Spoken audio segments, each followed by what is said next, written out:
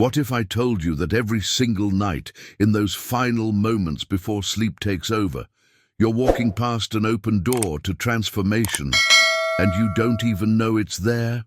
Think about it for a moment. You brush your teeth, scroll through your phone one last time, maybe replay the day's conversations in your mind, and then you drift off, just like that. Another day ends, another night begins, and that sacred window of opportunity closes once again. But here's what most people never realize.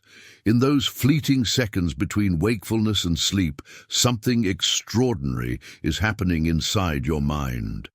Your brain is shifting into a frequency that holds more power than any meditation app, any self-help book, or any motivational speech you've ever heard.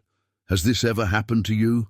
You go to bed wrestling with a problem, something that's been gnawing at you all day, consuming your thoughts, keeping you trapped in mental loops with no way out. You've analyzed it from every angle, talked it through with friends, maybe even made lists of pros and cons. Nothing clicks. So exhausted, you finally surrender and fall asleep.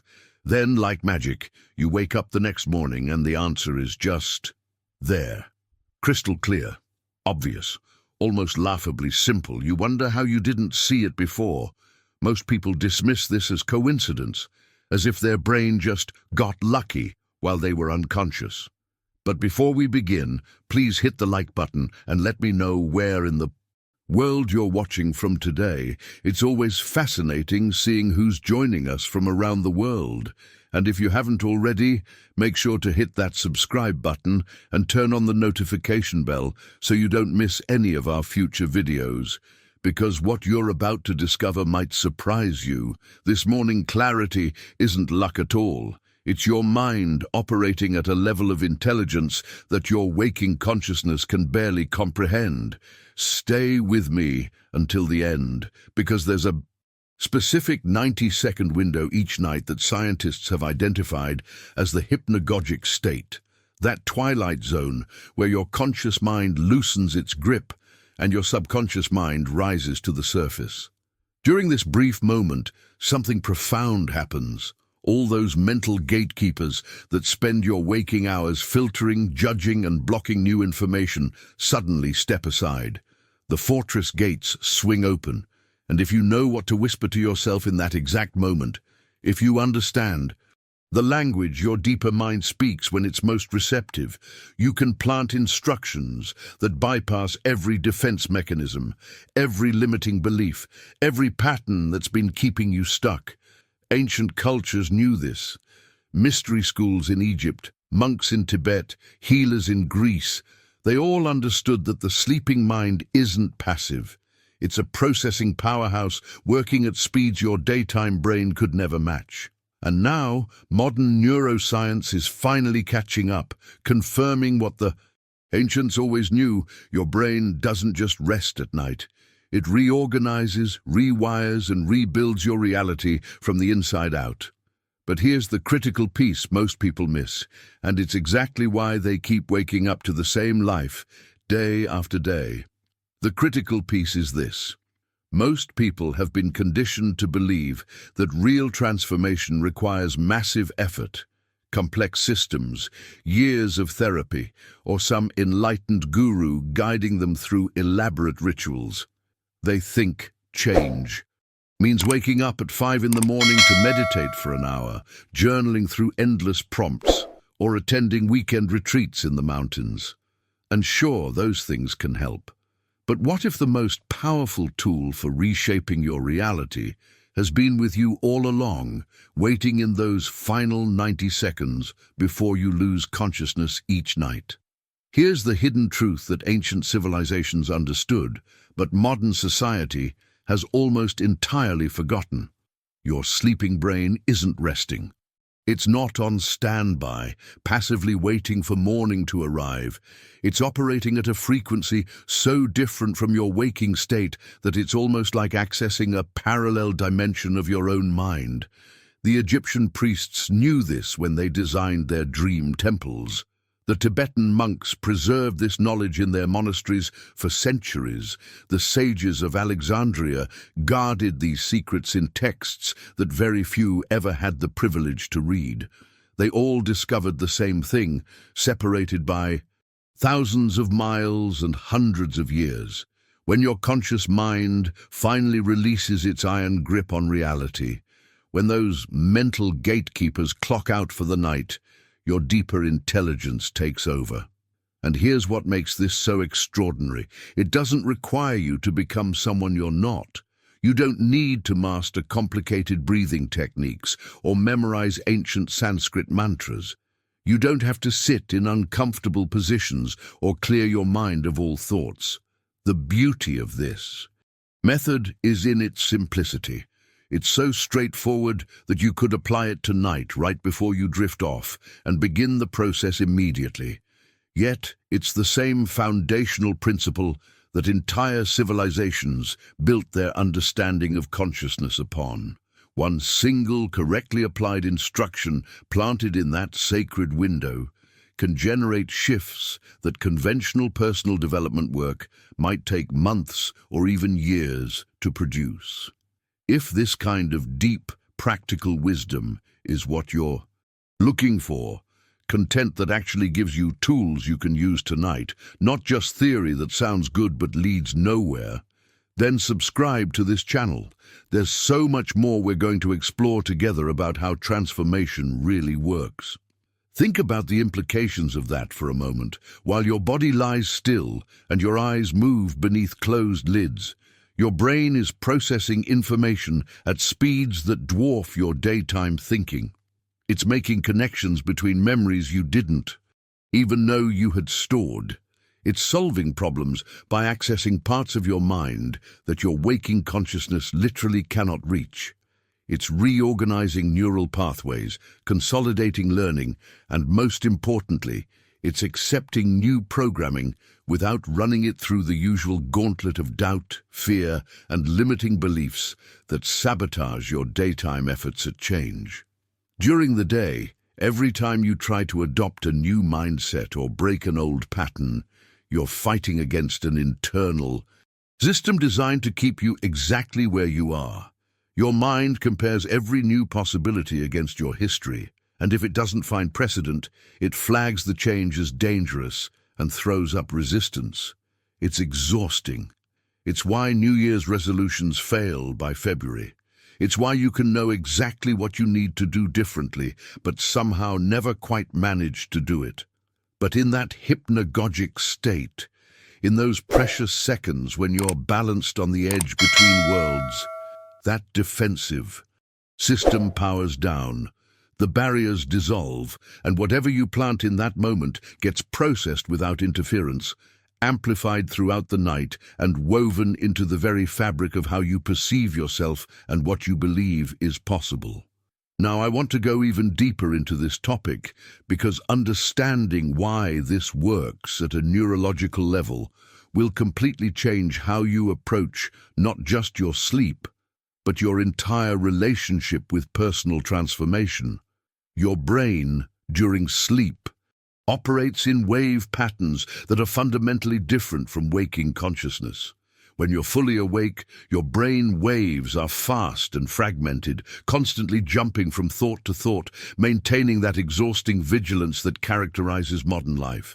But as you sink into that transitional state, something shifts. The frequency slows, becomes more coherent, more unified, and in that slower, more synchronized state, your mind becomes incredibly receptive to new information, new possibilities, new versions of who you might become. Write in the comments, I'm ready to try this tonight, if something about this is resonating with you on a deeper level. What we're really talking about here is direct access to your mind's control panel. Think of it like this. Your entire life operates on settings that were programmed years ago, maybe even decades ago. There are invisible parameters running in the background that determine how much money you believe you can earn, what kind of relationships you think you deserve, How much success feels safe to achieve before that internal alarm goes off, telling you to play it small again. These settings weren't chosen by you consciously. They were installed through repetition, through experiences, through what authority figures told you was realistic or possible or appropriate for someone like you. During your waking hours, trying to change these deep settings is like attempting to reprogram a computer while every security protocol is active and running. You type in a new command, maybe something like, "I'm capable of earning 6 figures," or "I deserve a loving relationship," and immediately the system flags it as suspicious. It cross-references your history, finds no evidence to support this new claim, and rejects the input. Access denied. The old programming stays firmly in place, and you're left wondering why affirmations never seem to work, why vision boards gather dust, why you keep defaulting back to the same familiar patterns no matter how much you consciously want things to be different. But here's where everything changes, and this is the revelation that shifts the entire game. That 90-second window we've been talking about, it's not just a moment of relaxation or mental quiet. It's the only time in your entire day when those security protocols genuinely power down. It's the moment when your subconscious mind, the part that actually runs the show behind the scenes, becomes accessible without resistance, without filters, without that constant comparison to your past that keeps you locked in place. You're not trying to convince anyone of anything. You're not arguing your case to a skeptical internal judge.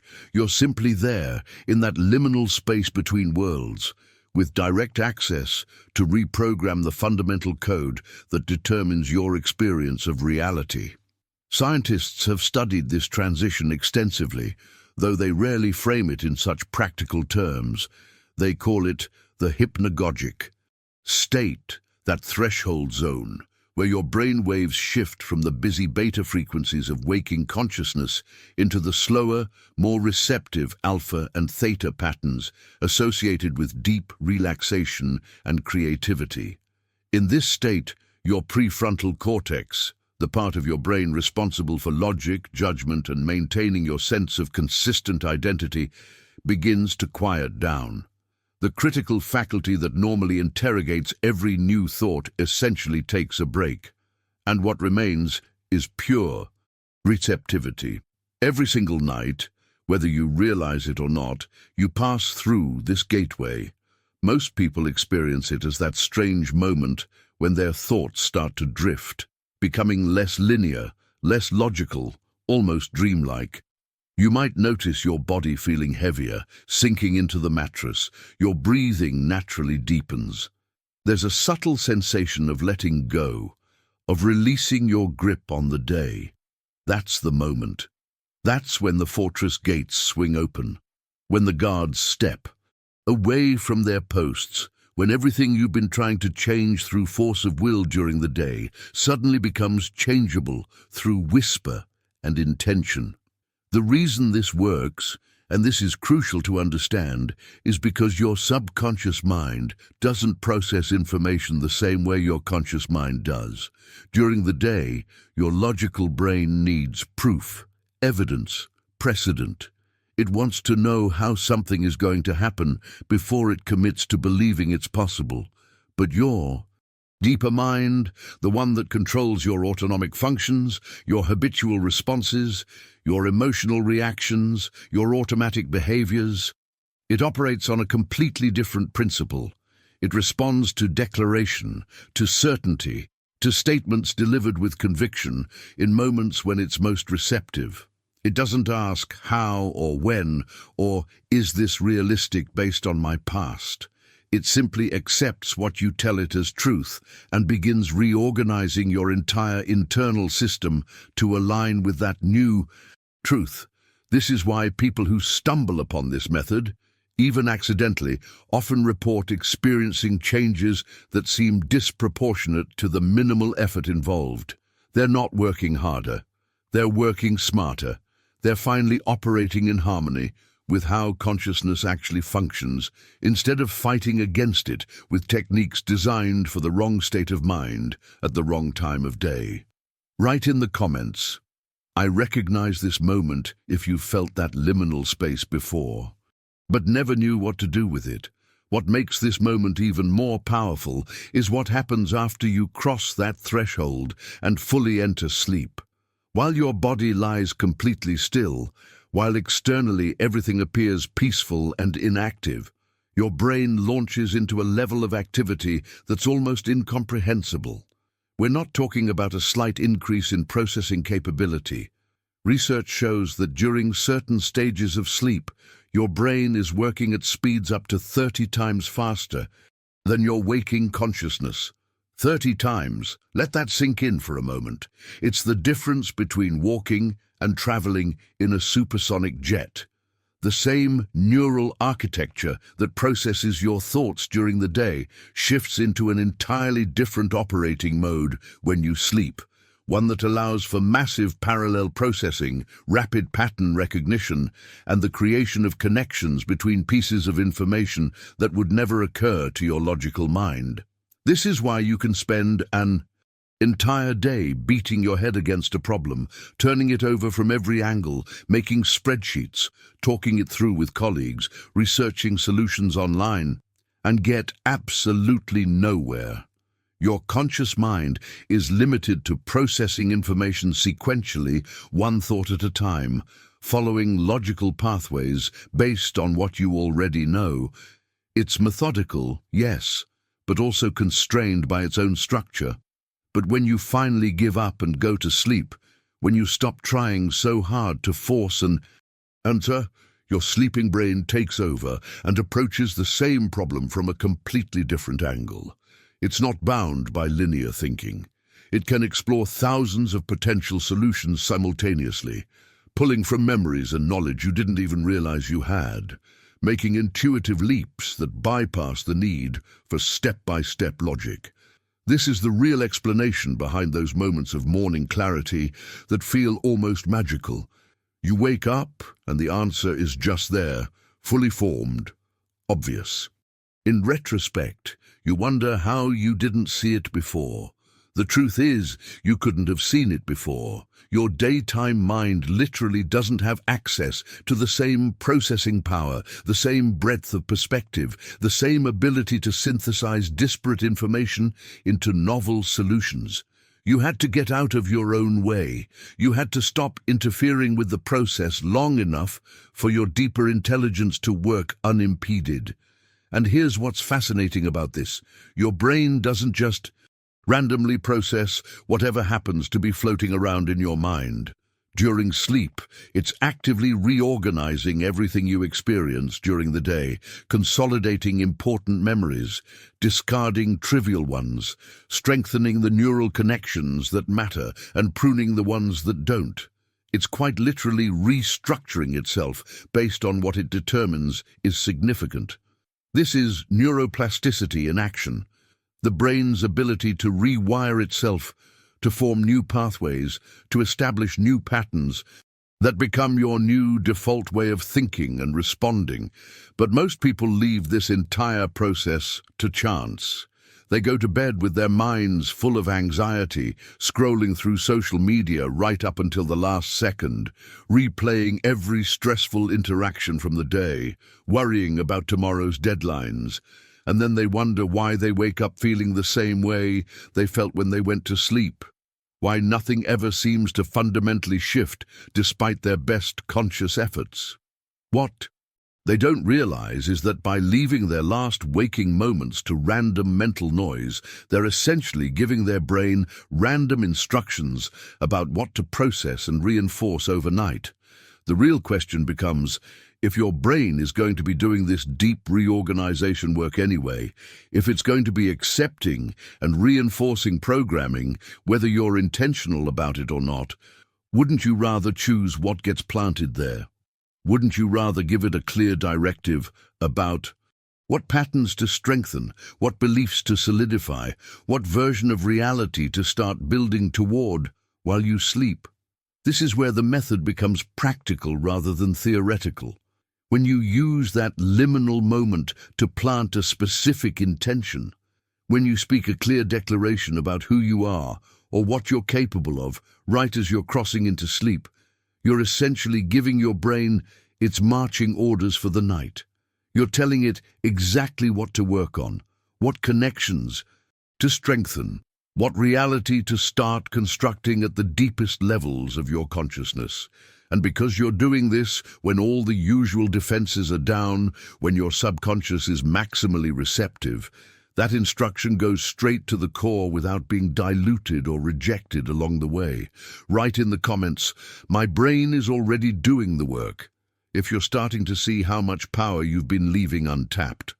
The beauty of this approach is that it strips away all the unnecessary complexity that's been layered onto personal transformation over the years. You don't need to wake up at dawn, light candles, burn sage, or contort yourself into uncomfortable positions. You don't have to repeat the same affirmation 300 times until your mind goes numb.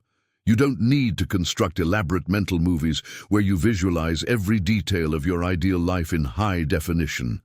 And honestly, all that complexity might be working against you rather than for you. Think about it. When you're sitting there trying to force yourself through some elaborate visualization ritual, what's actually happening? Your conscious mind is fully engaged, analyzing whether you're doing it right, wondering if it's working, comparing this session to yesterday's session, getting distracted by the itch on your nose or the sound of traffic outside. All those mental gatekeepers are wide awake and on duty, scrutinizing everything, maintaining their protective stance. You're essentially trying to sneak past security while the security team is having their morning coffee and is fully alert. It's the wrong time, the wrong approach, the wrong state of consciousness entirely. The real power isn't in effort or duration or technique complexity. The real power is in timing and receptivity. It's about catching that precise moment when your mind naturally opens, when the defenses lower on their own without you having to force anything. This is why ancient wisdom traditions, despite being separated by thousands of miles and vast stretches of time, all converged on similar practices around the threshold of sleep. They weren't following some arbitrary spiritual tradition. They were observing direct results and recognizing a pattern that worked regardless of culture, language, or belief system. What modern neuroscience calls the hypnagogic state, those ancient masters knew intimately through direct experience. They didn't have EEG machines measuring brainwave patterns or fMRI scanners showing them which parts of the brain were active. They had something arguably more valuable: patient observation over decades of practice, passed down through generations of practitioners who refined their understanding through trial and result. They discovered that in those moments between waking and sleeping, consciousness enters a unique configuration where it becomes maximally suggestible, where the boundary between imagination and reality becomes porous, where words spoken with conviction can bypass the usual filters and lodge directly into the operating system of the mind. Modern science has now caught up, giving us the terminology and measurements to understand what's happening neurologically. The hypnagogic state is characterized by a specific pattern of brain waves, mostly theta waves with some alpha mixed in, that creates a kind of bridge state between different levels of consciousness. Your logical, analytical, prefrontal cortex starts to quiet down. The default mode network that maintains your sense of consistent self and autobiographical narrative loosens its grip. The amygdala, which normally acts as your brain's threat detection system and frequently flags new ideas as potentially dangerous, becomes less reactive. What you're left with is a window of pure potential, a moment when your mind is extraordinarily receptive to new programming without immediately running it through the gauntlet of doubt, fear, and historical precedent.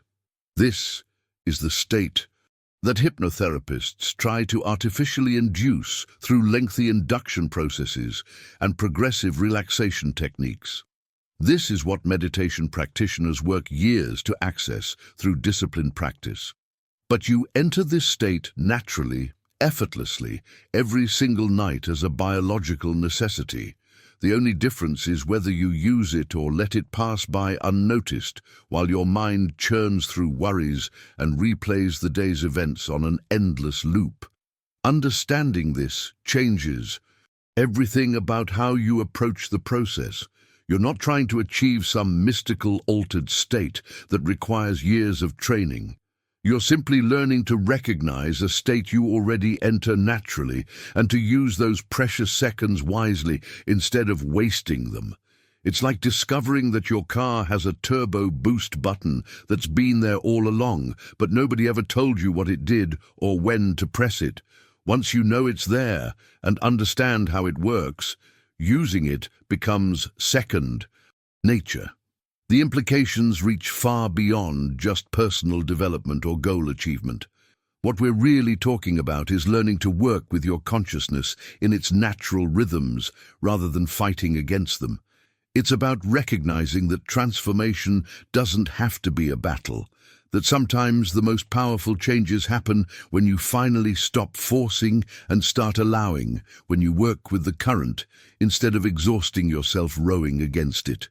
Write in the comments, "Simplicity is power," if this approach feels more natural than all the complicated techniques you've tried before. To really understand why this nighttime window is so powerful, you need to see what's happening during the rest of your day. From the moment you wake up until that transition back into sleep, your mind operates like a fortress designed to protect you from threats. And in many ways, this is a good thing. These defenses developed for legitimate reasons.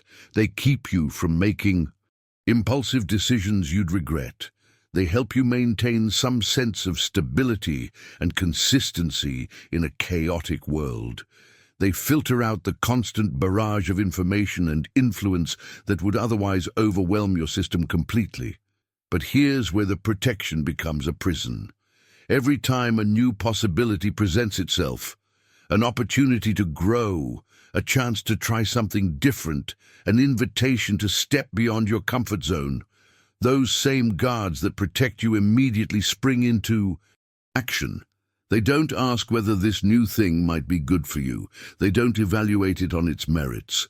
They simply check it against your historical database of experiences, and if they don't find sufficient evidence that it's safe, they reject it. Access denied, threat detected, return to established patterns. This happens so automatically, so quickly, that you're rarely even aware it's occurring. You get an idea to start that business, and within seconds, you've convinced yourself why it won't work. Someone shows interest in you romantically, and before you even process it fully, you've decided they're probably not serious or you're not really their type. You think about applying for that position, making that investment, moving to that city, and immediately your mind floods with perfectly logical reasons why staying exactly where you are is the wiser choice. The guards are doing their job, maintaining the fortress, keeping everything familiar and predictable and safe. The problem is that safe and stagnant often look identical from the inside. Your defenses can't distinguish between a genuine threat and an opportunity that simply hasn't been tried before, so they default to caution, to rejection, to maintaining the status quo, and you end up trapped not by external circumstances, but by your own internal security system that's working overtime to keep you from evolving beyond the patterns that have defined you up until now. During your waking hours, trying to override this system through willpower alone is exhausting and usually ineffective. It's like trying to storm your own fortress from the outside. You might make some temporary progress, force your way through one layer of defense, but the system adapts and pushes back. This is why people can have incredible breakthroughs at a motivational seminar or while reading an inspiring book, only to find themselves back in their old patterns within days or weeks. The guards were temporarily distracted, but they didn't actually leave their posts. As soon as the initial surge of inspiration faded, they resumed their protective stance and gradually guided you back to what felt familiar. But something genuinely extraordinary happens in that hypnagogic state we've been exploring. As your body relaxes and your consciousness begins its natural descent towards sleep, these guards start clocking out. One by one, they step away from their posts. The doors they were guarding so vigilantly all day begin to swing open, and what you're left with is unobstructed access to the deepest levels of your mind, where the real programming lives, where your fundamental beliefs about yourself and the world are stored, where the instructions that govern your automatic behaviors and emotional responses are written. This isn't something you have to force or fight for. It happens naturally as part of your biological sleep cycle. Your nervous system shifts from sympathetic activation, the alert, vigilant state of wakefulness, into parasympathetic mode, where healing and restoration occur. Your brain waves slow down, your critical thinking faculties take a break, and your subconscious mind rises to the surface without all the usual interference. The fortress doesn't need to be stormed. The gates simply open from the inside at the appointed time, every single night, like clockwork. And here's the crucial piece that most people miss. During those moments when the gates are open and the guards are absent, whatever you introduce into your mind faces no resistance whatsoever. There's no internal committee debating whether your new declaration is realistic based on past performance. There's no comparison to your failures or disappointments.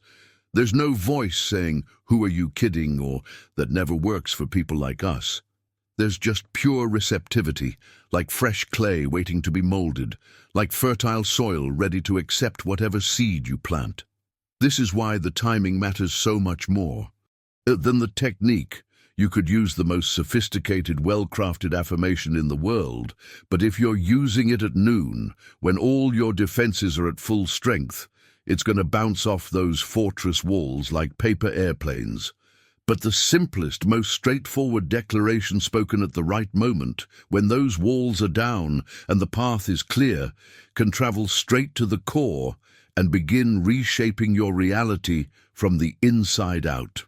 Write in the comments, "My fortress gates are opening," if you're beginning to understand that you've been trying to force change at the wrong times, instead of working with your natural rhythms.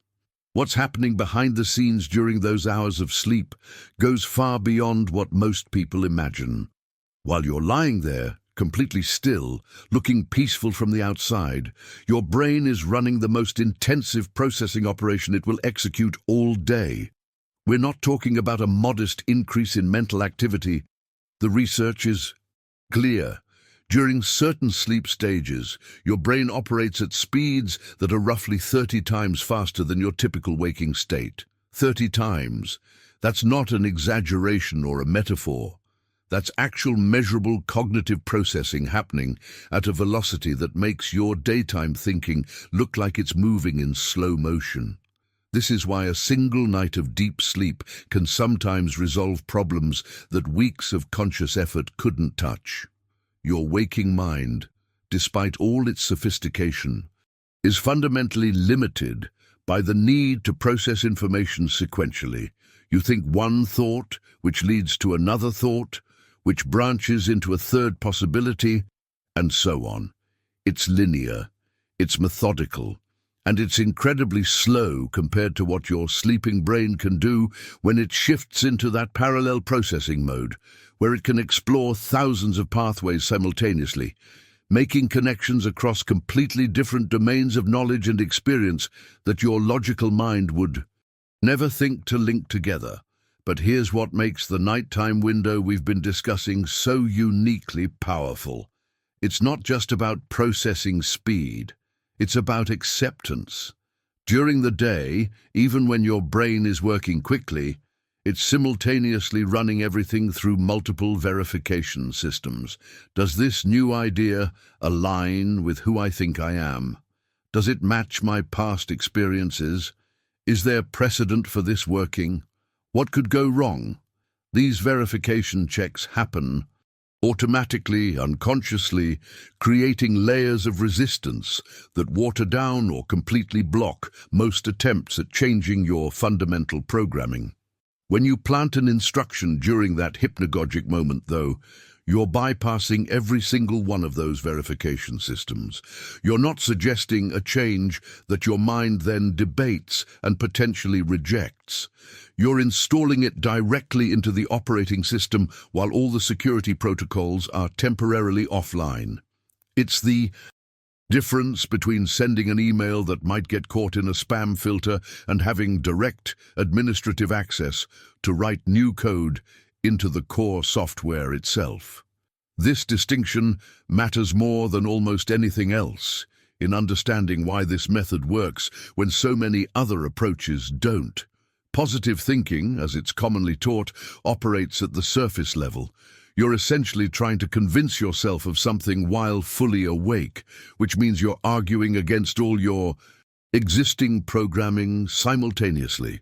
Your mind hears the affirmation, immediately checks it against your self-concept and history, finds contradictory evidence, and generates doubt.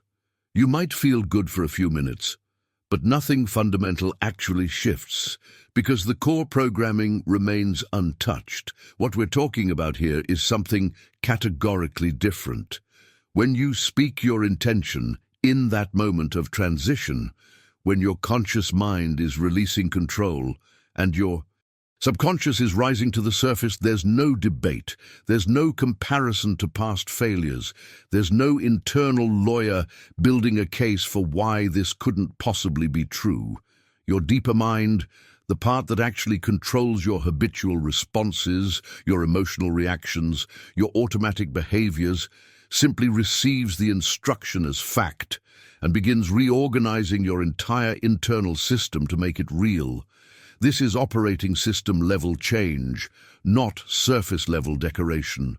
It's rewriting the fundamental code that determines how you show up in the world, what you notice as possible, which opportunities you'll recognize, and which ones you'll unconsciously filter out. And because it's happening at this deep level, during a state of maximum receptivity and accelerated processing, the changes that result often feel effortless. You're not forcing yourself to act differently through sheer willpower. You're becoming someone who naturally thinks, feels, and behaves in alignment with the new programming because that's now who you are at the deepest level of your self-concept. The ancient practitioners who discovered this didn't have the neuroscience terminology, but they understood the principle perfectly through direct observation. They knew there was a profound difference between trying to change yourself through conscious effort and planting seeds in the fertile ground of the transitional state. They saw that instructions delivered at the right moment with the right quality of certainty didn't just influence behavior temporarily, they transformed identity permanently. And this transformation happens not through force or repetition or complicated techniques, but through working with the natural architecture of consciousness. Your mind already has this window of deep receptivity built into its daily cycle. The processing power is already there, running whether you direct it or not. The only question is whether you're going to use it intentionally or continue letting it operate on autopilot, reinforcing whatever random thoughts and worries happen to be occupying your attention in those final moments before sleep. Write in the comments, "I'm updating my operating system," if you're ready to stop working at the surface level and start making changes that actually stick. To really grasp what's possible here, you need to understand something fundamental about how you're currently operating. Right now, as you go about your daily life, there are invisible parameters running in the background of your consciousness that determine almost everything about your experience. These aren't conscious decisions you're making moment by moment. They're deeply embedded settings that were installed years ago, maybe even decades ago, through repetition, through emotional experiences, through what you were told was realistic or appropriate for someone with your background, your education, your circumstances. There's a setting for how much money feels safe to earn before you unconsciously start self-sabotaging. There's a parameter for what level of respect and appreciation you believe you deserve in relationships before you start accepting less or pushing people away. There's a threshold for how much happiness you're comfortable experiencing before some part of you decides it's too good to last and begins bracing for the inevitable crash. There's a baseline for your health, your energy, your creativity, your confidence. All these aspects of your life are running on default settings that you didn't consciously choose, but that nonetheless govern your experience with remarkable consistency. And here's the challenging truth. These settings are incredibly resistant to change through conventional means. You can read all the self-help books in the world, attend seminars, create vision boards, recite affirmations in the mirror every morning, and yet somehow you keep bumping up against the same invisible ceilings. You make progress up to a certain point, then mysteriously plateau. You achieve something beyond your usual range, then find yourself unconsciously sabotaging it or feeling uncomfortable until you've returned to the familiar level. It's not because you lack ambition or intelligence or work ethic. It's because you're trying to override your operating system's fundamental settings while that system is running at full capacity with all its protective mechanisms active. During your waking hours, these parameters are locked behind multiple layers of psychological security. You can't just decide to change them through force of will because they exist below the level of conscious decision-making. They're part of your automatic functioning, woven into your sense of identity, defended by every experience you've ever had that seemed to confirm they were accurate. Trying to change them while fully conscious is like trying to edit the code of a program while it's running. The system keeps reverting to what it knows, what feels safe, what matches its internal model of who you are and what's possible for someone like you. But during that transition into sleep, during those approximately 90 seconds when you're balanced perfectly on the threshold between waking consciousness and the dream state, something extraordinary happens to these security mechanisms. They don't just relax slightly, they dissolve completely. All the psychological armor you wear during the day, the defensive patterns, the limiting beliefs, the protective skepticism, it all falls away naturally without you having to force anything.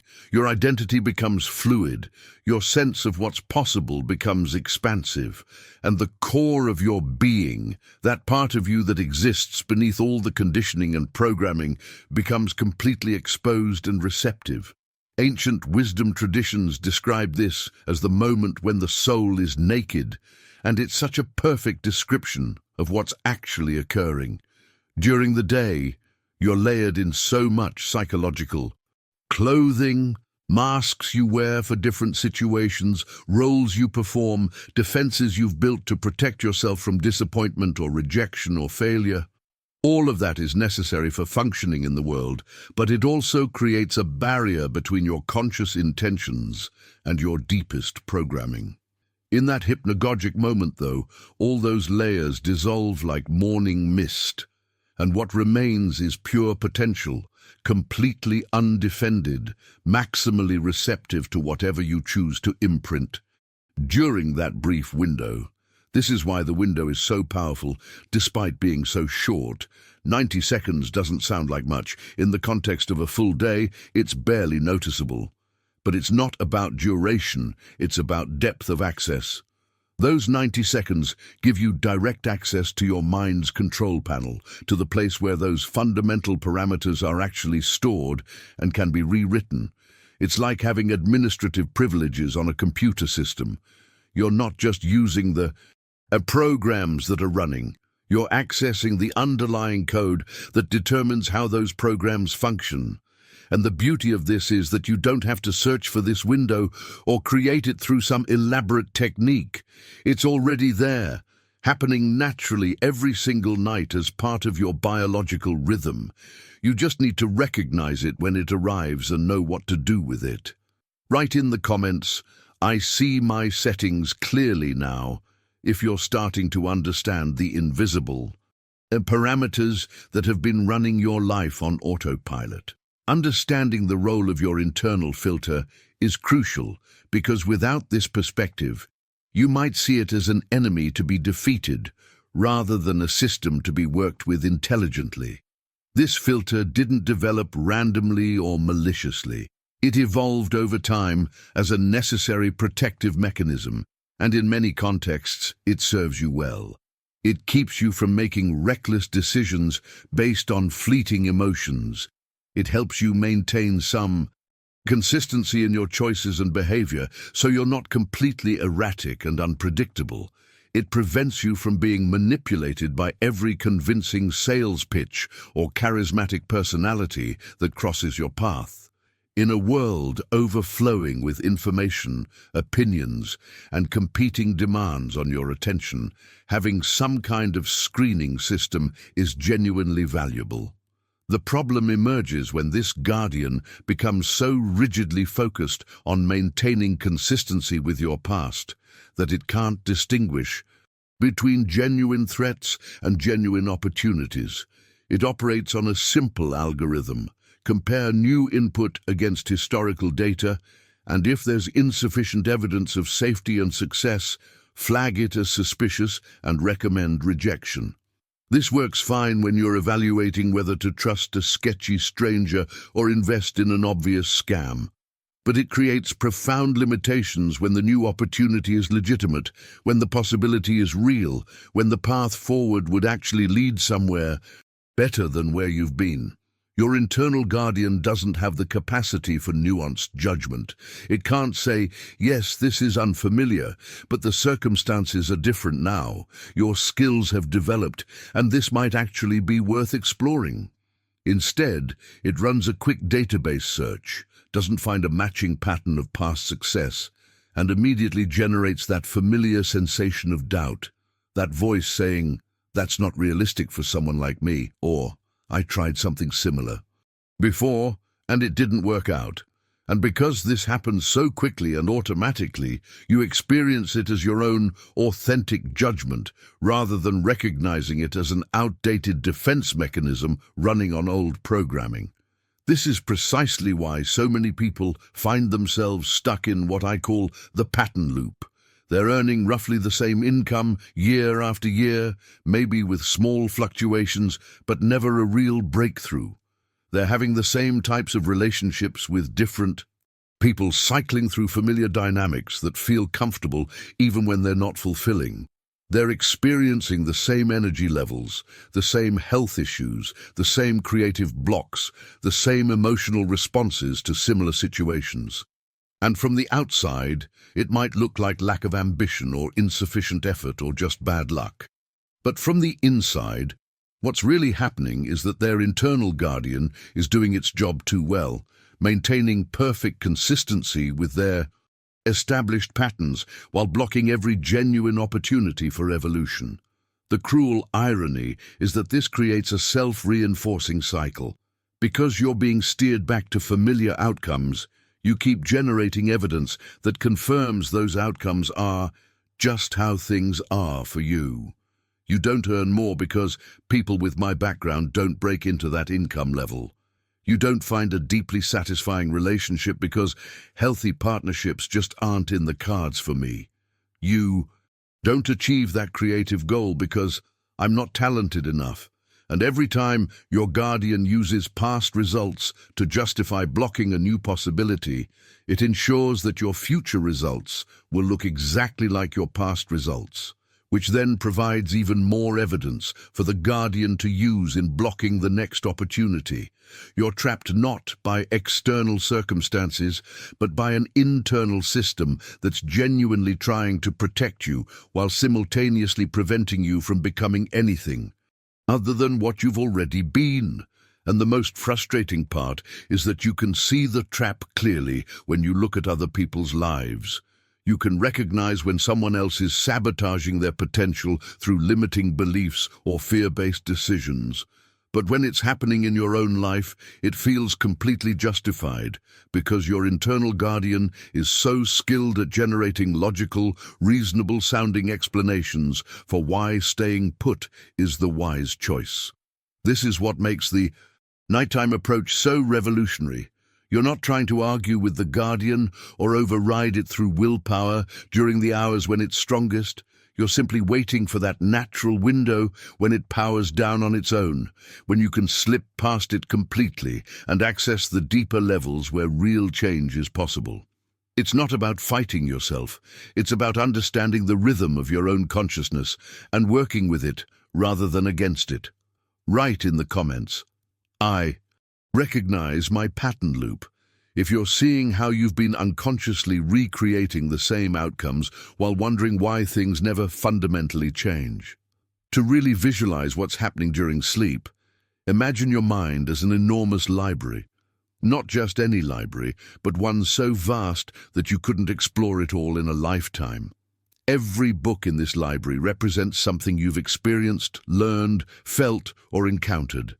Every conversation you've had, every article you've read, every moment that made an impression, every skill you've developed, every piece of information you've absorbed consciously or unconsciously, it's all there, archived somewhere in the stacks. Millions of volumes containing the complete record of your existence up to this moment. During your waking hours, you're walking through this library with nothing more than a small candle. The light it provides is useful, certainly, but incredibly limited. You can see the book directly in front of you, maybe the few volumes immediately adjacent to it if you're lucky, but the vast majority of your library remains in darkness, completely inaccessible. When you're trying to solve a problem or make a decision during the day, you're limited to whatever information happens to be in that small circle of light. Usually the most recent experiences, the most obvious connections, the pathways you've traveled before. Your conscious mind can only hold so much at once, can only access such a narrow slice of your total accumulated knowledge and experience. But when you cross that threshold into sleep, something magical happens throughout this entire library. It's not that a slightly bigger lamp gets turned on, allowing you to see a bit further. Every light in every section of the library suddenly illuminates simultaneously. Passages that were hidden in darkness become visible. Books you didn't even remember you had are suddenly right there in front of you. And more importantly, you can see connections between texts that would never have occurred to you when you were limited to that small candle's glow. A book from childhood in one section relates to something you learned last month in a completely different section, and suddenly there's a synthesis, an insight, a solution that was always there but couldn't be perceived until you had this expanded view. This is why sleep so often delivers answers that eluded you all day.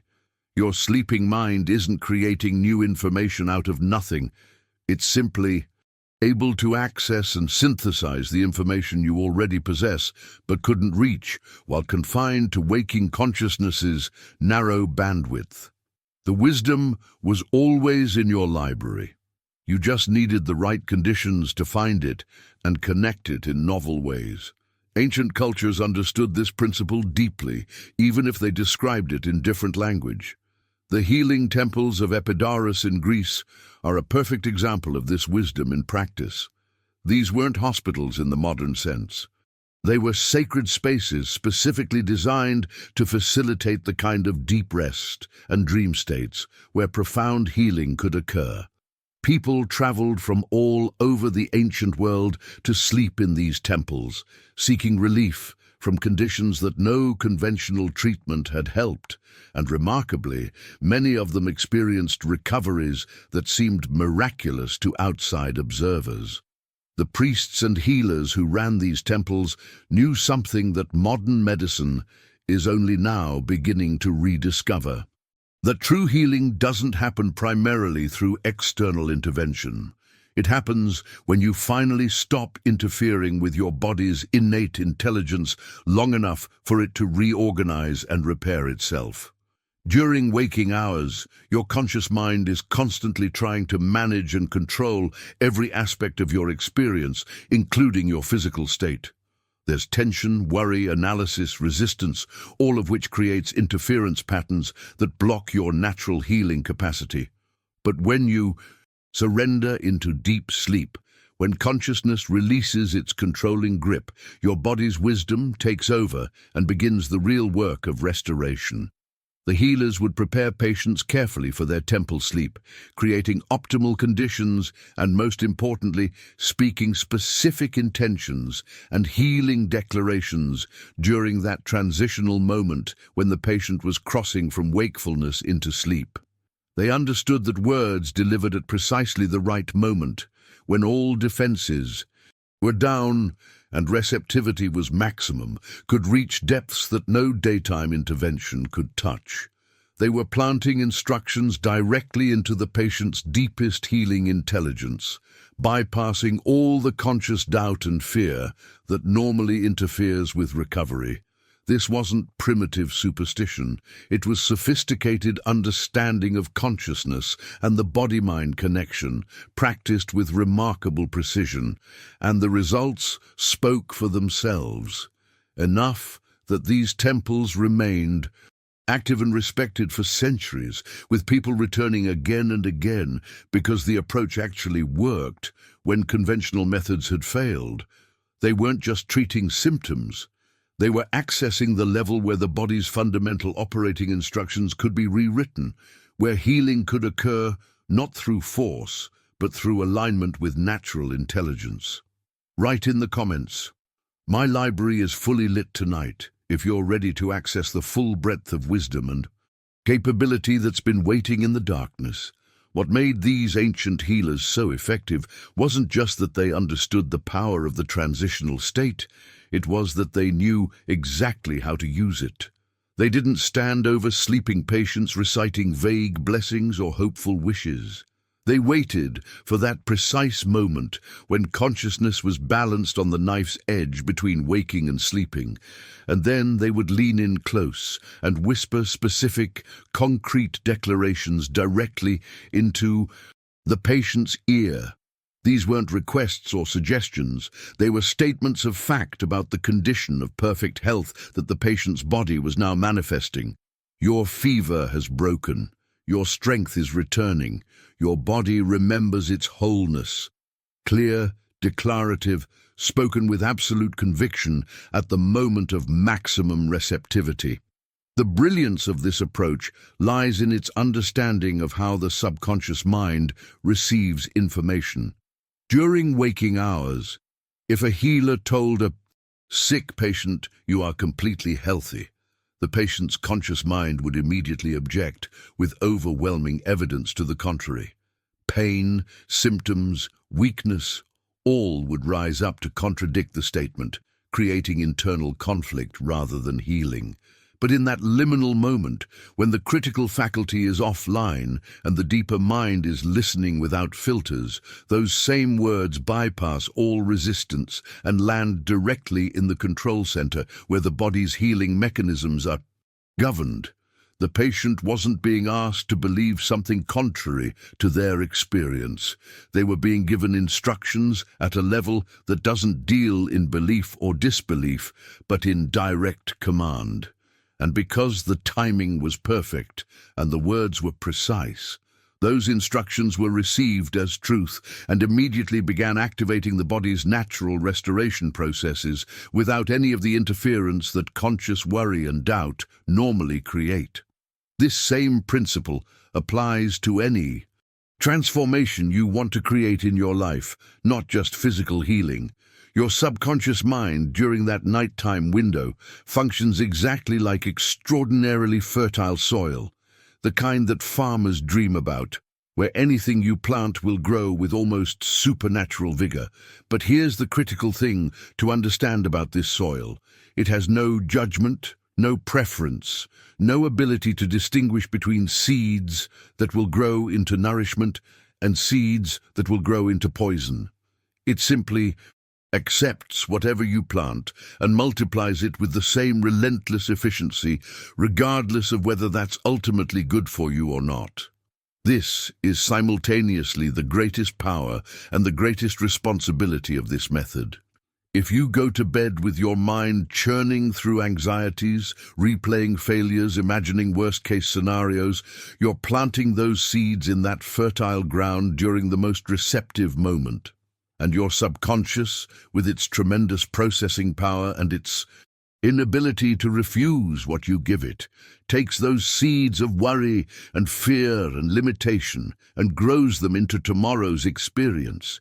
You wake up feeling the same way you felt when you went to sleep, maybe even worse, because you've spent 8 hours watering and fertilizing exactly the patterns you claim you want to change. Most people are completely unaware they're doing this. They think their nighttime worrying is harmless, just mental noise that doesn't really matter because they're about to sleep anyway. They don't realize they're actively programming their subconscious to maintain and amplify the very conditions they're desperately trying to escape during their waking hours. It's like a gardener who spends all day carefully tending their vegetable garden, then every evening walks over and plants weeds in the same beds, wondering why the vegetables never seem to thrive. But when you understand this principle, when you really grasp that your subconscious is going to accept and multiply whatever you give it in that transitional moment, you can start being intentional about what you plant. Instead of letting random mental debris be the last thing you focus on before sleep, you can choose a specific seed, a clear declaration about who you are or what you're capable of, and plant that deliberately in the most fertile ground you'll ever have access to. Your subconscious doesn't question it, doesn't debate its validity, doesn't compare it against your past. It simply receives it as instruction and begins the work of making it real throughout the night while your body rests. The transformation that follows isn't the result of positive thinking or hopeful wishing. It's the natural outcome of finally planting the right seeds in soil that was designed to produce abundant growth. You're not fighting against your nature. You're working with the mechanism that was always there, directing it consciously instead of leaving it to operate on whatever happened to drift through your mind at bedtime. Write in the comments, "I choose my seeds carefully," if you're understanding the responsibility and power of what you plant in those final moments before sleep. Learning to recognize this moment is simpler than you might think, though it does require a kind of awareness that most people have never consciously cultivated. You've experienced this transition thousands of times throughout your life, but probably never paid close attention to what's actually happening during those fleeting seconds. It's that point where your thoughts start to drift away from linear logic and begin taking on a dreamlike quality. Maybe you notice yourself thinking something that doesn't quite make sense, connecting ideas that have no rational relationship to each other. Your internal monologue, which during the day tends to be coherent and sequential, starts to fragment and float. Physically, there's a distinct sensation of heaviness, like your body is slowly sinking into the mattress. Your limbs feel weighted, almost as if gravity has increased its pull on you specifically. Your breathing naturally deepens without any conscious effort to make it happen. There's a softening throughout your entire system. Muscles releasing tension you didn't even know you were holding, your jaw unclenching, your shoulders dropping away from your ears. And perhaps most tellingly, there's this subtle but unmistakable feeling of standing at a threshold, of being balanced between two completely different states of existence. You're not quite awake anymore, but you're not yet asleep either. You're in that in-between space where the normal rules don't fully apply to either territory. This is the moment. This is when your intention has the clearest path to your deepest programming. You don't need to force it or manufacture some special state through complicated techniques. You just need to recognize it when it naturally arrives, which it will every single night as part of your biology. The key is developing enough awareness to notice it consciously instead of drifting past it on autopilot, caught up in whatever random thoughts happen to be cycling through your mind. What makes this moment so uniquely powerful is something the ancient masters understood intuitively and described with remarkable poetry. They called it the instant when the soul is naked, and once you understand what they meant, you'll see why this description captures the essence of what's actually occurring. Throughout your entire day, from the moment you wake until you approach sleep again, you're wearing layer upon layer of psychological armor. You might not think of it that way because it's so constant, so familiar, that you've forgotten what it feels like to exist without it. There's the armor of your social identity, the version of yourself you present at work, the role you play in your family, the persona you adopt with friends. There's the armor of your defensive patterns, the ways you've learned to protect yourself from criticism, rejection, or disappointment. There's the armor of your limiting beliefs, which paradoxically serve as protection by keeping you from trying things that might lead to failure or embarrassment. There's the armor of your biographical narrative, the story you tell yourself about who you are based on where you came from and what you've experienced. All of these layers are designed to help you navigate the complexity of waking life, to maintain some consistency, to protect your vulnerable core from a world that often feels harsh or unpredictable. But armor, no matter how necessary it might be during certain contexts, is also heavy. It restricts movement. It limits what you can feel and experience directly. And most importantly, it creates a barrier between your conscious intentions and your deepest self, where real transformation must occur if it's going to be genuine and lasting. During your waking hours, trying to change something fundamental about yourself means your message has to penetrate through all these layers, each one filtering and distorting what gets through, each one adding its own resistance and skepticism. As you transition into sleep, though, something remarkable happens that requires no effort on your part. These layers don't need to be peeled away through some heroic act of self-work. They simply dissolve naturally, like morning mist evaporating as the sun rises. The social masks fall away because there's no one to perform for. The defensive patterns relax because there's no immediate threat to defend against. The limiting beliefs lose their grip because the part of your mind that maintains them is powering down for the night. And what's left, what's always been there beneath all the armor, is your essential self. Completely undefended, maximally receptive, pure potential, waiting to be shaped by whatever intention you choose to imprint in this moment of total openness. This nakedness of the soul isn't vulnerability in a negative sense. It's not about being exposed to danger. It's about finally having direct access, about removing all the barriers that normally stand between your conscious wishes and your subconscious reality. It's the difference between shouting your intentions through multiple closed doors versus speaking them directly into the ear of the part of you that actually has the power to implement them. Write in the comments, "I feel the threshold," if you've started noticing that in-between moment where everything becomes fluid and possible. To bring all of this into sharper focus, let me share a story that illustrates exactly what becomes possible when you finally understand and apply this principle. In the ancient markets of Damascus, there was a merchant named Michael who had inherited what should have been a thriving silk business from his father and grandfather.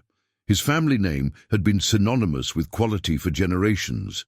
People used to travel from distant cities specifically to purchase from his family's stall because they knew the craftsmanship and integrity they'd find there.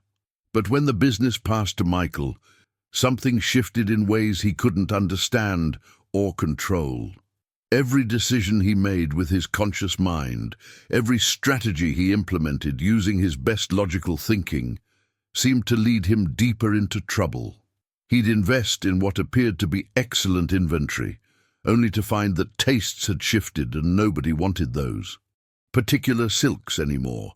He'd lower his prices to attract customers, but that only attracted bargain hunters who bought small amounts and damaged his profit margins.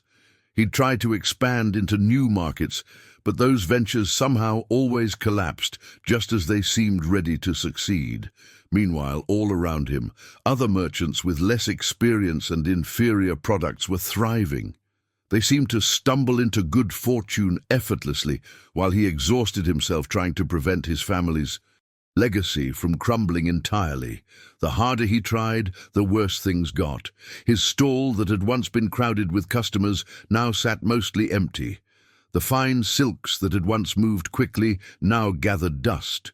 His savings dwindled, his reputation suffered, and perhaps worst of all, he couldn't figure out what he was doing wrong. He was working harder than ever, applying everything he'd learned, making what seemed like smart choices based on market conditions. But none of it mattered. Some invisible force seemed determined to undermine his every effort. There came a night when Michael sat in his nearly empty stall, holding one of the last rolls of premium silk that remained from his family's inventory.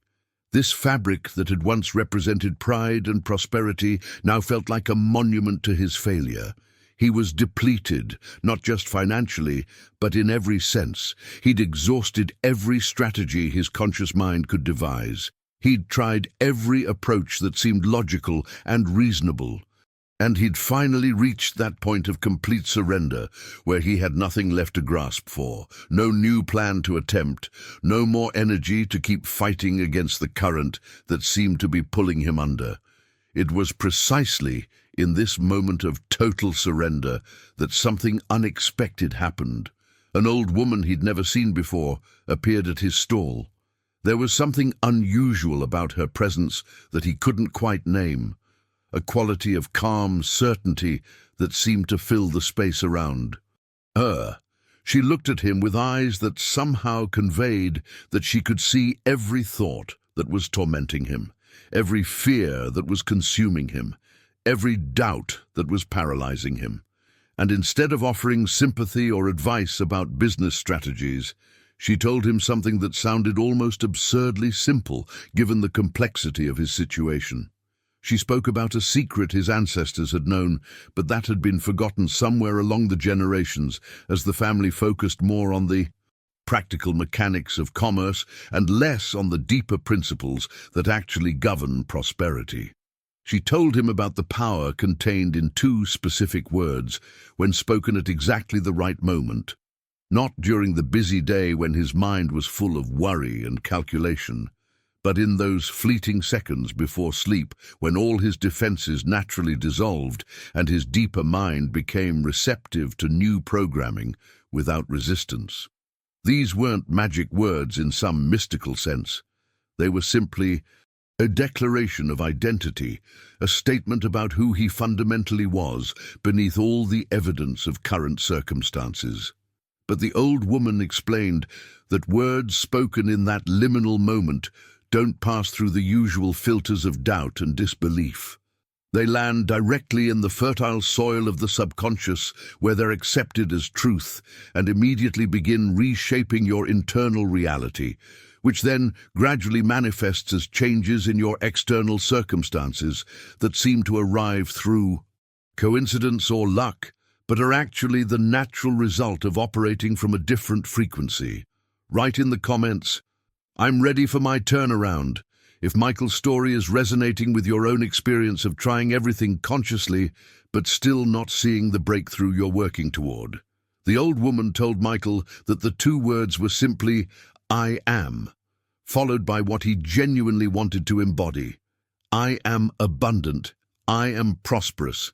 I am worthy of success. They sound almost disappointingly ordinary when you first hear them, don't they? In a world saturated with complex personal development systems and elaborate manifestation techniques, these two simple words can seem too basic to possibly hold real power. But the old woman explained something crucial that Michael needed to understand. The power isn't in the words themselves, as if they were some magical incantation. The power emerges from the intersection of specific words, perfect timing, and complete conviction, converging in that moment when your subconscious is maximally receptive.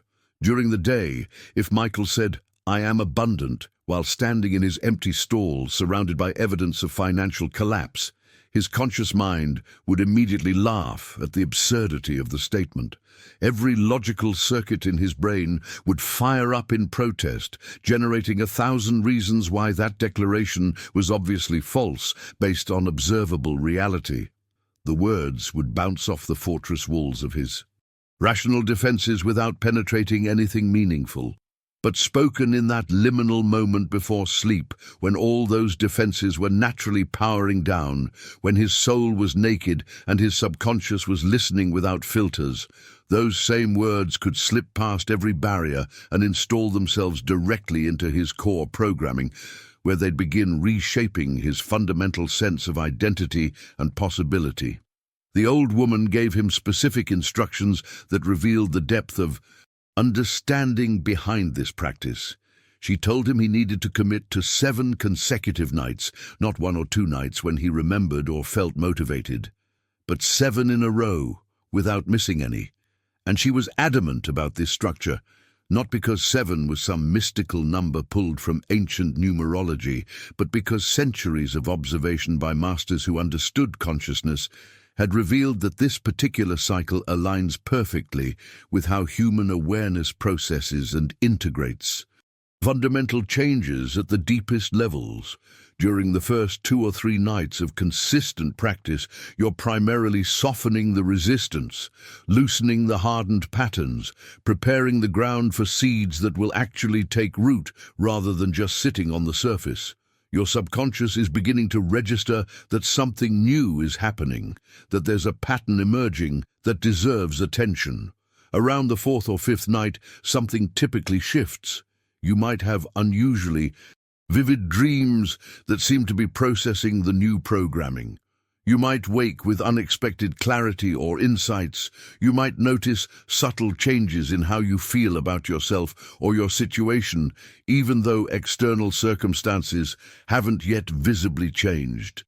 By the 6th and 7th nights, if you've maintained true consistency and conviction, you're reaching a tipping point where the new programming has been repeated enough, has penetrated deeply enough, that your subconscious begins accepting it as your new baseline reality. This is when the internal transformation that's been happening invisibly starts manifesting in your external experience through what appear to be coincidences, unexpected opportunities, or sudden shifts in how people respond to you. But these aren't random occurrences. They're the natural result of you finally operating from a different frequency, sending out different signals that the world around you reflects back. The old woman warned Michael about something important. He couldn't approach this casually, doing it when convenient or skipping nights when he was tired or distracted. The 7-night structure worked because of its consistency, its unbroken momentum. Each night built on the previous one, creating a cumulative effect that was exponentially more powerful than scattered attempts would ever be. Missing even one night would break the chain, would require starting over from the beginning because the integration process had specific rhythms that needed to be respected. Michael listened to all of this with a mixture of skepticism and desperate hope. Part of him thought it sounded too simple, too easy compared to all the complex strategies he'd been exhausting himself with. Another part recognized that he'd tried everything his conscious mind could devise and ended up worse off than when he started. What did he have to lose by trying something completely different, even if it seemed strange? 7 nights was hardly an enormous commitment. And if it didn't work, well, he'd at least know he'd explored every possibility before admitting total defeat. What Michael couldn't have known as he agreed to try this practice was that those 7 nights would completely reorganize not just his business, but his entire relationship with possibility itself. The changes that were about to unfold would prove that transformation doesn't always require the massive effort and complicated strategies we assume are necessary.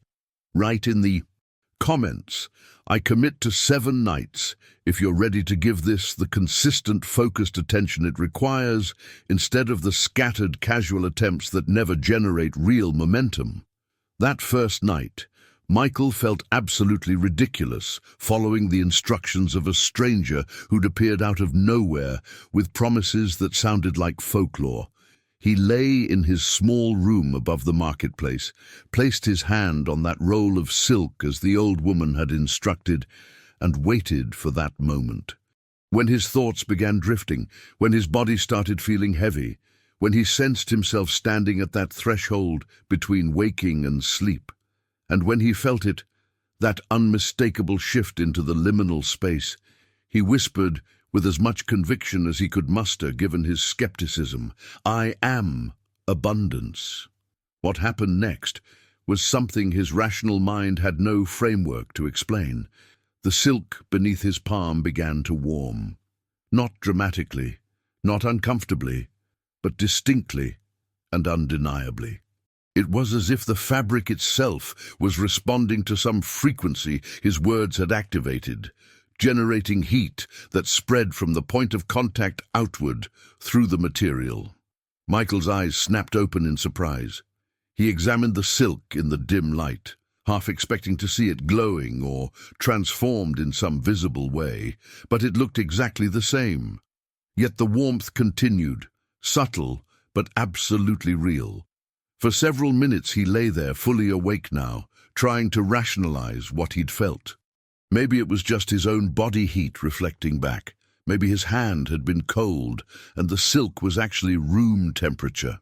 But even as he constructed these logical explanations, something deeper in him knew they didn't quite account for what he'd experienced. There had been a moment of connection, a sense of activating something that had been dormant, waiting for the right conditions to respond. And though his conscious mind remained skeptical, that tangible sensation was enough to ensure. He'd return the next night rather than dismissing the whole thing as superstitious nonsense. The second and third nights followed a similar pattern. Michael would lie down, wait for that transitional moment, speak his declaration, and then drift into sleep. The dramatic warming of the first night didn't repeat, which part of him found disappointing, proof perhaps that the initial experience had been his imagination after all. But something subtler was happening that he couldn't quite name. His sleep felt different, deeper, more restorative, and though his external circumstances remained unchanged, there was a slight shift in his internal state. The constant anxiety that had been his companion for months seemed fractionally less intense. The voice of doom in his head that ran constant commentary about his failures was perhaps a bit quieter. These early nights are the preparation phase, the softening of ground that's been compacted by years of repetitive patterns and limiting beliefs. Nothing dramatic appears to be happening because the work is occurring at depths that conscious awareness can't directly observe. You're loosening the grip of old programming, creating space for something new to take root. Most people give up during this phase because they're looking for immediate external evidence, and they don't see any. They conclude it's not working and abandon the practice just as the real transformation is beginning to take hold beneath the surface. By the fourth night, Michael noticed something different. He dreamed with unusual vividness, not the fragmented, nonsensical images that usually characterized his dreams, but something more coherent, more meaningful. He saw himself in his stall, but it was transformed. The silks were more beautiful than any he'd actually possessed. Customers filled the space, not with the desperate energy of people hunting bargains, but with genuine appreciation for what he offered. And most striking of all, he felt different in the dream. The anxiety was gone. The apologetic stance had disappeared. He moved with quiet confidence, completely at ease with his worthiness to be there offering value. When he woke, the dream stayed with him in a way dreams usually don't. It wasn't just a pleasant fantasy that evaporated with morning light. It felt more like a memory, like he'd visited a version of reality that already existed somewhere and was simply waiting for him to align with it.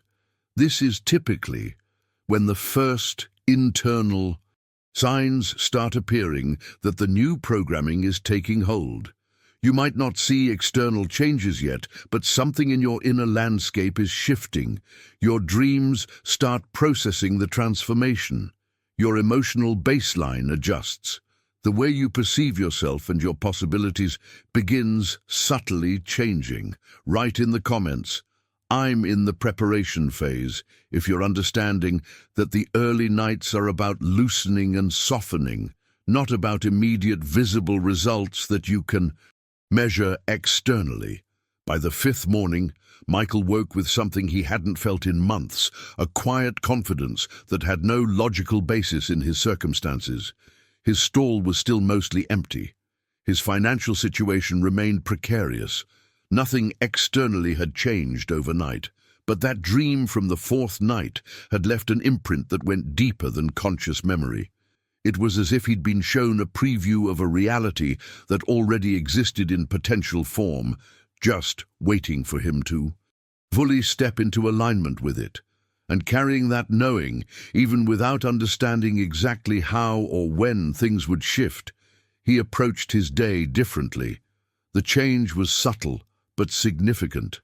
He wasn't operating from that desperate energy anymore, that vibration of needing customers to validate his worth or save him from collapse. He simply set up his stall as he always had, arranged the silks with care, and then waited without that clenching anxiety that had characterized every previous day. And it was precisely this shift in his internal state, this movement from desperation to quiet certainty, that created the opening for external reality to begin responding differently. Around midday, something happened that Michael had almost stopped believing was possible. A man who had walked past his stall dozens, maybe hundreds of times over recent months, always without so much as a glance in his direction, suddenly stopped. Not with the energy of someone reluctantly checking out clearance items, but with genuine interest, as if something about the stall had just become visible to him for the first time. He examined the silks Michael had on display, asked thoughtful questions about their origins and quality, and eventually purchased a modest amount. It wasn't a large sale. It wasn't nearly enough to solve Michael's financial crisis. But something about the interaction felt fundamentally different from the desperate transactions of recent months. There was an ease to it, a naturalness, as if pieces that had been scattered and chaotic were beginning to find their proper arrangement. The customer didn't need convincing or cajoling.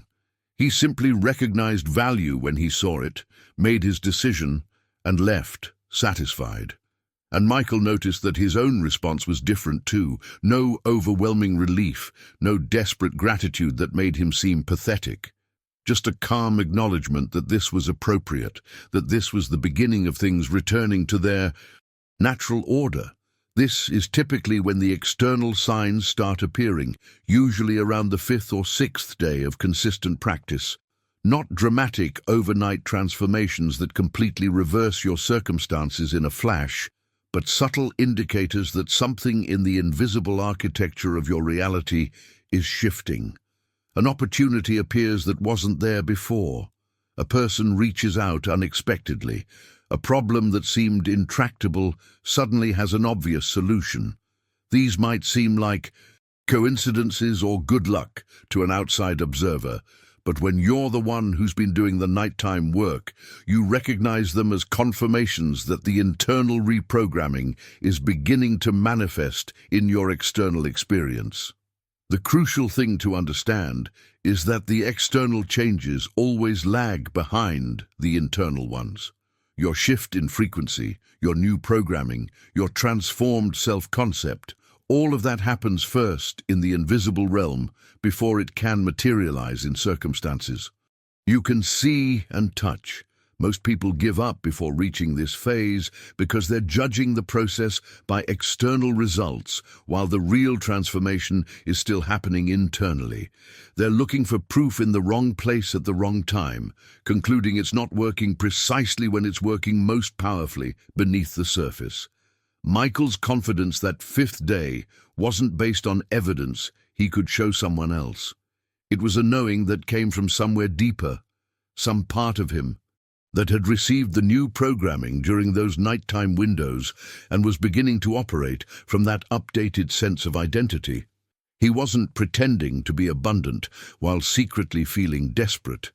He genuinely felt different, which changed how he showed up, which changed what he attracted, which began the cascade of shifts in his external reality that would become increasingly obvious over the days ahead.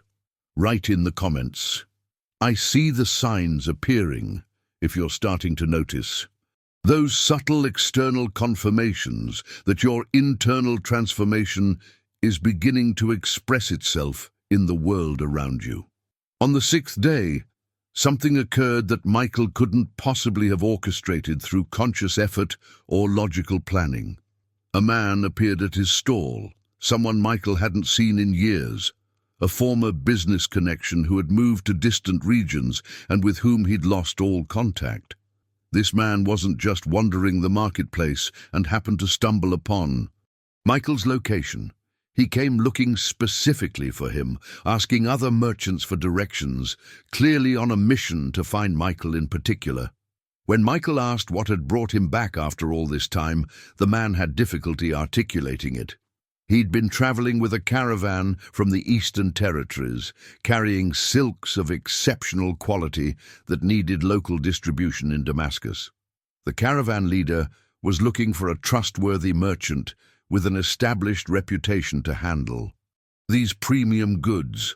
And for reasons the man couldn't quite explain, no logical chain of thought he could trace back, Michael's name had simply appeared in his mind as the obvious person to contact.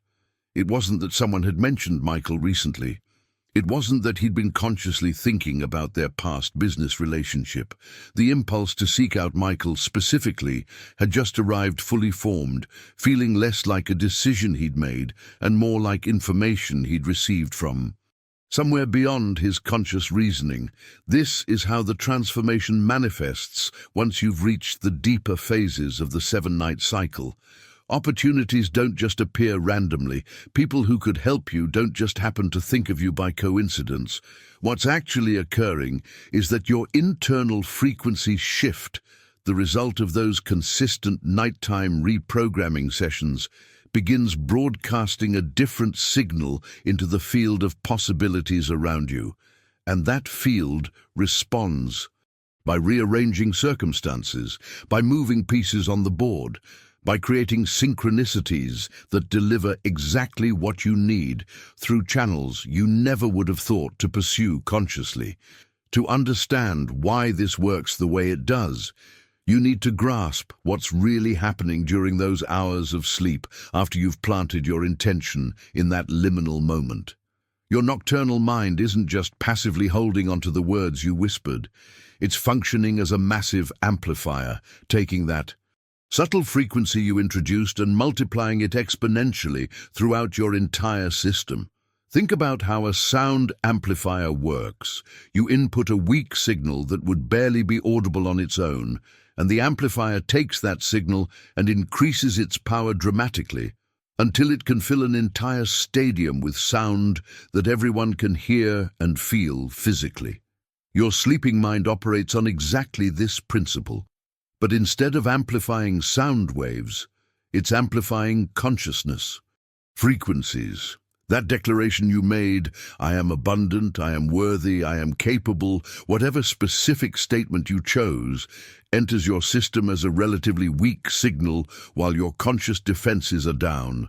But then, throughout the night, while your body rests and your processing power increases 30-fold, your deeper mind takes that signal and amplifies it through every level of your being. It strengthens the neural pathways associated with that new identity. It reorganizes your emotional, baseline to match the frequency of the declaration. It adjusts your perceptual filters so you start noticing opportunities aligned with your new programming that you would have previously overlooked. And it begins broadcasting outward into the quantum field of possibility, essentially announcing your new frequency to the universe and inviting matching circumstances to find their way to you. This isn't mystical thinking divorced from practical reality. It's understanding that you exist in a responsive field where your internal state directly influences what shows up in your external experience. When you're broadcasting desperation, you attract situations that confirm your lack and limitation. When you're broadcasting quiet confidence and worthiness, you attract opportunities and connections that reflect that frequency back to you. And the nighttime programming is so powerful precisely because it's happening at the level where your broadcasting frequency is actually set, not at the surface level of conscious thoughts that come and go, but at the deep operating system level that determines your baseline state regardless of temporary fluctuations. Michael had no conscious awareness that this amplification process was occurring during his sleep. He simply followed the practice consistently, whispered his declaration each night in that liminal moment, and allowed his system to do what it was designed to do. But the results spoke for themselves in ways that couldn't be dismissed as mere chance. Write in the comments, "I'm amplifying my signal," if you're understanding that you're not just thinking positive thoughts, you're fundamentally shifting the frequency you broadcast into the field of possibility around you. By the seventh night, Michael had witnessed enough to fundamentally shift his understanding of how transformation actually works. He'd spent months trying to force change through daytime effort alone, strategizing, planning, pushing, forcing, and all that conscious striving had only driven him deeper into the patterns he was trying to escape. But 7 nights of this simple practice, this brief moment of intentional programming at the threshold of sleep, had generated shifts that months of struggle couldn't produce. And the key difference wasn't in the complexity of the method or the amount of time invested. It was in understanding something fundamental about the nature of consciousness itself. During your waking hours, your consciousness is like clay that's been sitting in the desert sun for days. It's hardened into a fixed form, resistant to change, requiring tremendous force to reshape, even slightly. You can push against it, apply pressure, work yourself into exhaustion trying to mold it into something different, but the material itself is fighting you at every turn because it's simply in the wrong state for transformation. This is why daytime efforts at changing your fundamental beliefs and patterns feel so exhausting and usually produce such minimal results. You're not doing it wrong. You're trying to work with consciousness in its least receptive state when it's designed to maintain stability rather than embrace change. But at night, in that transition into sleep, when all your defenses naturally dissolve, your consciousness transforms into something completely different. It becomes like fresh, moist clay in the hands of a master potter, soft, malleable, perfectly receptive to whatever impressions you choose to make. The slightest pressure creates lasting change because the material is finally in the right state to receive it. You're not fighting against hardened resistance anymore. You're working with natural receptivity, and the difference in results reflects this fundamental shift in approach. What makes the 7-night cycle so powerful is that you're not just working with clay once and hoping it holds its new shape. You're working with it consistently, night after night, each session building on the previous one in ways that create exponential rather than linear progress. Your sleeping consciousness doesn't function like 7 separate isolated events. It operates more like a master loom, where each night adds a new thread that automatically weaves together with all the threads from previous nights, creating a tapestry of increasing richness and complexity. That first night when you plant your intention, you're introducing a single thread into the loom. It's there, it's real, but by Itself, it's just one strand without much visible impact on the overall pattern. The second night, another thread joins the first, and now they begin interweaving, reinforcing each other, creating the foundation of something larger. By the third night, you have enough threads working together that the beginning of a recognizable pattern starts to emerge. And by the time you reach that seventh night, you've woven something dense enough, coherent enough, integrated enough that it becomes your new baseline reality rather than just a temporary adjustment. This cumulative effect is why consistency matters so profoundly and why skipping nights undermines the entire process. Each thread needs the previous threads to weave with. Each night's programming builds on the foundation created by all the nights before. Break the chain, and you lose the momentum, the compounding effect, the integration that happens when your system recognizes a consistent pattern rather than a random occurrence. Michael didn't understand all of this consciously as it was happening. He simply followed the instructions, maintained the commitment, and allowed the process to work through him.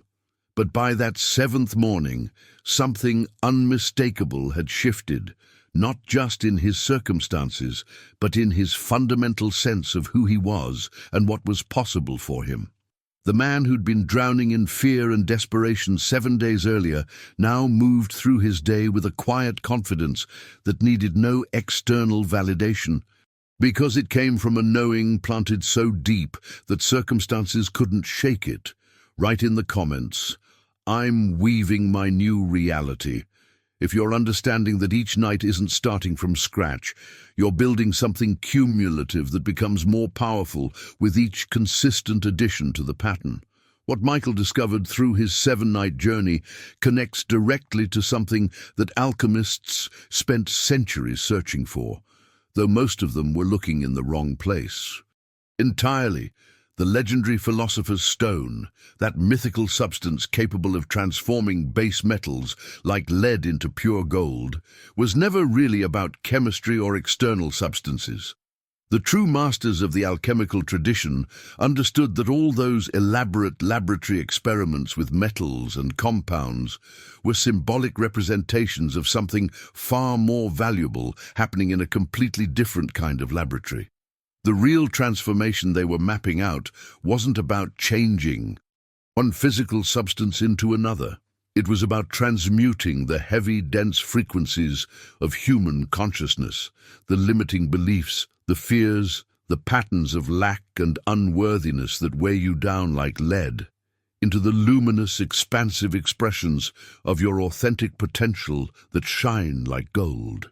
And the laboratory where this true alchemy occurs isn't some external space filled with beakers and flames. It's the inner space of your sleeping consciousness, where the base materials of your current identity can be broken down and reformed into something entirely new when you finally understand how to work with the process. Every night that you practice this method, every time you plant that clear intention in the liminal moment, and then allow your sleeping mind to process it throughout the hours that follow, you're engaging in genuine alchemy. You're taking the leaden weight of "I'm not enough," or "success isn't for people like me," or whatever limiting belief has been dragging you down, and you're transmuting it into the golden frequency of worthiness, capability, abundance, whatever quality you've chosen to embody. This isn't metaphor or poetic language. It's an accurate description of what's actually happening at the level of your consciousness when you use this practice correctly. But here's where most people sabotage themselves before they even begin, and it's crucial that you understand this if you want results rather than just another abandoned self-improvement experiment. The critical error that undermines so many attempts at transformation is trying to change absolutely everything at once. You want more money and better health and improved relationships and increased confidence and creative breakthroughs and spiritual awakening all simultaneously, all within the same 7-night cycle. And what happens when you scatter your intention across that many targets is that you never achieve the concentration necessary to penetrate deeply into any of them. Think of it like sunlight passing through a magnifying glass. Sunlight on its own is pleasant, warm, but diffuse. It doesn't fundamentally alter what it touches, but take that same light and focus it through a lens onto a single point, and suddenly you can ignite a flame, burn through materials, create transformation through pure, concentrated intensity. Your nighttime intention works exactly the same way. Spread it across 10 different areas, and it remains too diffuse to generate real change in any of them. But focus it entirely on one specific area. Really pour all your nocturnal programming into that single point, and you create the kind of concentrated intensity that can burn through years of accumulated resistance and limitation. For your first 7-night cycle, you need to make a choice that might feel difficult. What's the one area of your life where transformation would create the most significant impact right now? Not the complete list of everything you'd like to improve. Eventually. But the single most important thing. Maybe it's your relationship with money and abundance, like it was for Michael. Maybe it's your health and vitality. Maybe it's a specific relationship that's been stuck in painful patterns. Maybe it's your creative expression or your sense of purpose or your emotional resilience. Whatever it is, choose it consciously and then commit to focusing your nighttime practice exclusively on that one area for the full 7 nights. This doesn't mean you'll never address the other areas. Once you complete your first cycle and experience the results of concentrated intention, you can absolutely begin another 7-night cycle focused on a different aspect of your life. But trying to do it all at once is like trying to dig 7 shallow holes instead of one deep well.